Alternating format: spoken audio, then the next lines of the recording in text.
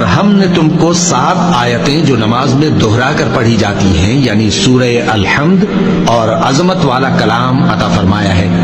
ہم نے کفار کی کئی جماعتوں کو جن کو فوائد دنیاوی سے نوازا ہے، تم ان کی طرف رغبت سے آنکھ اٹھا کر نہ دیکھنا اور نہ ان کے حال پر رنج و غم کرنا اور مومنوں کے ساتھ تواضع سے پیش آنا۔ توبہ کرنے والے، عبادت کرنے والے، حمد کرنے والے، روزہ رکھنے والے، رکوع کرنے والے، سجدہ کرنے والے، نیک کاموں کا امر کرنے والے اور بری باتوں سے منع کرنے والے، اللہ کی حدوں کی حفاظت کرنے والے، یہی مومن لوگ ہیں۔ اور اے پیغمبر، مومنوں کو بہشت کی خوشخبری سنا دو، اور جو لوگ سونا اور چاندی جمع کرتے ہیں اور اس کو اللہ کے راستے میں خرچ نہیں کرتے، ان کو اس دن کے عذاب علیم کی خبر سنا دو،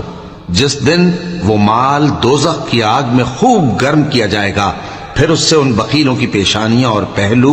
اور پیٹھیں داغی جائیں گی، اور کہا جائے گا کہ یہ وہی ہے جو تم نے اپنے لیے جمع کیا تھا، سو جو تم جمع کرتے تھے اب اس کا مزہ چکھو۔